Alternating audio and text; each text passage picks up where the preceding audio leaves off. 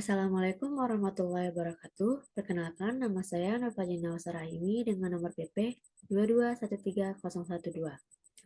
Saya merupakan mahasiswi dari Program Studi Teknologi Rekayasa Berproses Energi Terbarukan Politeknik Atipadan. Pada kesempatan kali ini, saya akan membahas mengenai alat penukar panas yang akan memudahkan mahasiswa mengikuti perkuliahan perpindahan panas besok. Adapun hal yang akan saya bahas antara lain, alat penukar panas baik berdasarkan fungsinya maupun bentuknya, definisi panas, LMTD atau Linear Mean Temperature Difference, dan yang terakhir, evaluasi kinerja alat penukar panas yang diampu oleh Ibu Insinyur Rita Yova MT dan Ibu Resi Levi Permadani MT. Baik, pada slide pertama ini saya membahas mengenai alat penukar panas. Jadi, apa sih alat penukar panas itu? Alat penukar panas merupakan perangkat atau sistem yang dirancang untuk memfasilitasi transfer panas. Transfer panas yang difasilitasi merupakan dua fluida yang memiliki suhu berbeda. Tujuan alat penukar panas ini untuk meningkatkan efisiensi perpindahan panas. Pada slide ini terdapat beberapa alat penukar panas yang berdasarkan fungsinya. Yang pertama dan kedua itu ada cooler dan heater. Cooler merupakan alat penukar panas yang digunakan untuk menurunkan suhu fluida. Sedangkan heater merupakan alat penukar panas yang digunakan untuk meningkatkan suhu fluida. Nah, pada cooler, fluida panasnya merupakan fluida yang perlu didinginkan. Contohnya itu ada air panas. Sedangkan pada heater, fluida panasnya adalah fluida yang perlu dipanaskan. Contohnya itu udara dingin. Pada cooler juga, fluida dinginnya adalah fluida pendingin, contohnya air atau udara. Kalau pada heater, fluida dinginnya adalah fluida pemanas, contohnya uap atau air panas. Alat penukar panas ketiga dan keempat yaitu ada kondensor dan reboiler. Kondensor merupakan alat penukar panas yang digunakan untuk mengkondensasi uap menjadi cairan. Sedangkan reboiler alat penukar panas yang digunakan untuk menguapkan cairan menjadi uap. Nah, pada kondensor, fluida panasnya itu uap yang perlu dikondensasi. Contohnya adalah uap air. Sedangkan pada reboiler, fluida panasnya adalah cairan yang perlu dipanaskan ulang. Contohnya cairan dari kolom distilasi. Pada kondensor, fluida dinginnya adalah fluida pendingin. Contohnya itu air. Sedangkan pada reboiler, fluida dinginnya adalah uap panas, contohnya itu uap air. Pada slide selanjutnya masih membahas mengenai alat penukar panas berdasarkan fungsinya. Nah, yang kelima dan keenam yaitu ada boiler dan heat exchanger. Boiler merupakan alat penukar panas yang digunakan untuk menghasilkan uap. Sedangkan heat exchanger merupakan alat penukar panas yang digunakan untuk mentransfer panas antara dua fluida berbeda tanpa mencampurnya. Di boiler, fluida panasnya adalah fluida yang perlu dikonversi menjadi uap. Contohnya itu ada air untuk menghasilkan uap. Kalau pada heat exchanger, fluida panasnya adalah fluida yang memindahkan panas, satu sisi panas, satu sisinya dingin. Lalu, fluida dingin pada boiler yaitu uap panas, contohnya adalah uap air. Sedangkan pada heat exchanger, fluida dinginnya adalah fluida yang memindahkan panas. Dan dua alat penukar panas terakhir yaitu ada evaporator dan vaporizer. Evaporator merupakan alat penukar panas yang digunakan untuk menguapkan cairan menjadi uap. Sedangkan vaporizer pengertiannya juga sama, yaitu digunakan untuk mengubah cairan menjadi uap.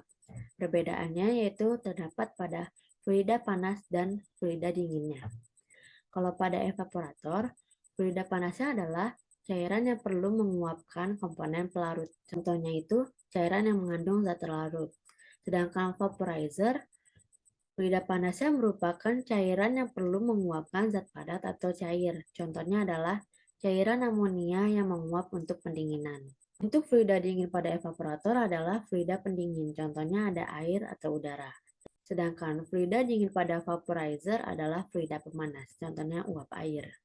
Selanjutnya membahas mengenai panas sensibel, panas laten, panas penguapan, panas pengembunan, dan panas pembakaran.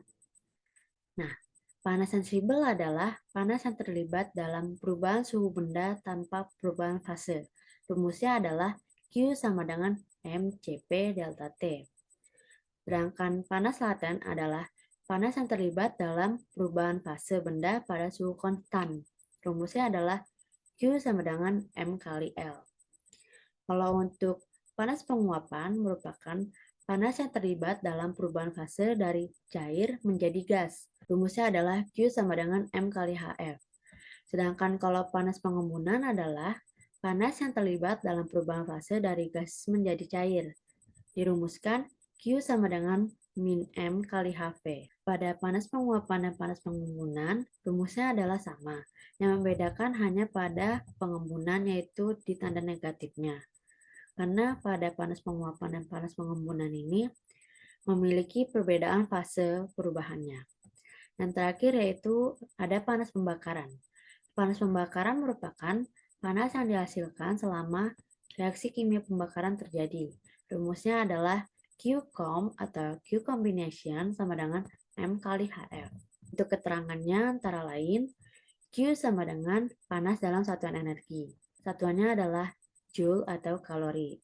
Kalau M adalah massa benda, di mana satuannya kilogram atau gram. Delta T adalah perubahan suhu, di mana suhunya adalah derajat Celcius atau Kelvin. Nah, selanjutnya ada simbol L. Simbol L adalah panas laten per satuan massa. Jadi satuannya Joule per kilogram atau kalori per gram. Simbol selanjutnya ada HF. HF adalah panas penguapan atau pengembunan per satuan massa. Satuannya sama seperti simbol L. Yang terakhir ada HF atau panas pembakaran spesifik. Satunya juga sama seperti L dan HF. Selanjutnya, saya akan membahas mengenai alat penukar panas berdasarkan bentuknya. Berdasarkan bentuknya ini terdapat 4 jenis, antara lain pipa ganda, shell and tube, coil, dan PHE.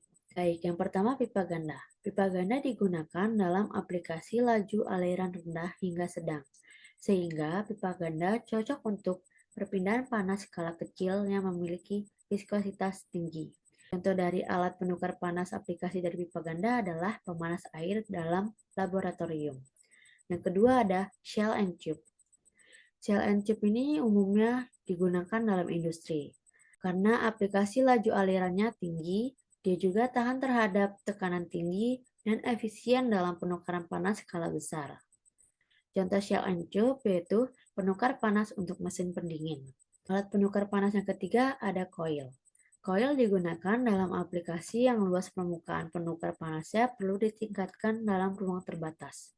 Contohnya itu ada pemanas udara dalam oven. Dan yang terakhir ada PHE atau Plate Heat Exchanger. Plate Heat Exchanger ini digunakan dalam aplikasi kebutuhan efisiensi tinggi karena memiliki laju aliran tinggi dan luas permukaan penukar panas yang dapat disesuaikan sesuai kebutuhan. Contohnya ada pendingin air dalam industri makanan atau kimia. Berikut adalah ilustrasi gambar alat penukar panas berdasarkan bentuknya. Yang pertama ini adalah alat pipa ganda. Yang ini merupakan alat shell and tube di mana ada shell and tube-nya. Gambar selanjutnya merupakan gambar alat coil, di mana terdapat 3 jenis coil yang saya lampirkan pada gambar. Ada satu internal coil di bawah, satu internal coil di atas, dan 2 internal coil di atas dan bawah.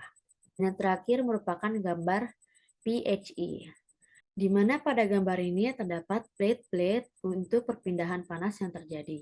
Baik, selanjutnya saya akan membahas mengenai Linear Mean Temperature Difference atau LMTD. LMTD merupakan parameter untuk mengevaluasi perbedaan suhu antara dua aliran fluida dalam perhitungan perpindahan panas alat penukar panas. Sehingga dengan adanya LMTD ini, terprediksi sejauh mana energi panas dapat teralirkan. Rumusnya yaitu LMTD sama dengan delta T1 dikurang delta T2 per ln buka kurung, delta T1 per delta T2 tutup kurung. Begitupun pada LMTD lawan arah. Perbedaan LMTD searah dan LMTD lawan arah adalah pada aliran fluidanya saja, di mana rumusnya adalah T1 dikurang T2 per 2. Adapun keterangan rumus-rumusnya antara lain LMTD yaitu Linear Mean Temperature Difference. Kalau ln yaitu simbol logaritma natural basis E. Delta T1 merupakan perubahan suhu antara kedua fluida pada titik awal. Untuk delta T2 merupakan perbedaan suhu antara kedua fluida pada titik akhir. Untuk Tm adalah temperatur rata-rata atau min. Untuk T1 yaitu suhu awal fluida panas. Kalau untuk T2 adalah suhu akhir fluida dingin. Selanjutnya saya akan membahas mengenai tahap perhitungan kinerja pada pipa ganda dan shell and tube. Pada pipa ganda, tahap perhitungannya antara lain, yang pertama ada karakteristik fluidanya. Yang kedua, tujuan perhitungan. Yang ketiga, konfigurasi penukar panas. Yang keempat, laju perpindahan panas. Yang kelima, koefisien perpindahan panas. Yang keenam, laju alir masanya. Yang ketujuh, efisiensi alat penukar panas yang digunakan. Yang kedelapan, optimasi desainnya. Yang terakhir adalah verifikasi dan validasi.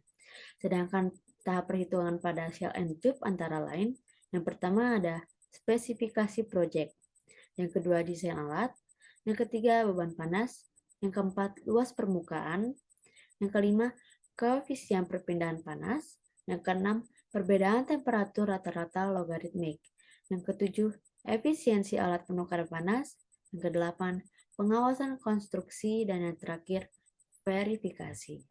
Baik, selanjutnya saya akan membahas mengenai evaluasi kinerja alat penukar panas. Gunanya evaluasi kinerja alat penukar panas ini untuk menilai sejauh mana sih alat penukar panas berfungsi sesuai harapan. Adapun indikator-indikator yang diperhatikan selama evaluasi kinerja alat penukar panas antara lain umur alatnya, kedua uji fouling, yang ketiga perbedaan suhu, yang keempat efisiensi si thermal, yang kelima efisiensi si pertukaran panasnya, yang keenam efisiensi si penggunaan material, yang ketujuh kinerja perpindahan panas, yang kedelapan laju perpindahan panas, dan yang terakhir yaitu kecepatan aliran fluidanya. Tidak hanya indikator untuk mengevaluasi kinerja alat penukar panas, akan tetapi terdapat juga data mengenai apa aja sih hal-hal yang harus dievaluasi dari alat penukar panas. Yang pertama itu dari sifat material dan fluidanya. Yang kedua, jenis alat penukar panasnya. Yang ketiga, fluida panas. Yang keempat, fluida dingin. Yang kelima, perbedaan suhu awal maupun perbedaan suhu akhir. Dan yang terakhir adalah koefisien perpindahan panas. Nah, setelah kita mengetahui indikator dan data dari evaluasi kinerja alat penukar panas, kita juga harus mengetahui apa sih penyebab penurunan alat penukar panas. Yang paling umum terjadi adalah korosi, karena bahan material biasanya terbuat dari bahan stainless steel. Yang kedua adalah umur pakai, terjadinya pengendapan. Yang keempat, terjadinya kerusakan material. Yang kelima, perubahan desain aliran. Yang keenam, terjadinya penumpukan material partikulat. Dan yang terakhir, ketidakseimbangan aliran masanya. Baik, terima kasih. Saya akhiri. Wassalamualaikum warahmatullahi wabarakatuh.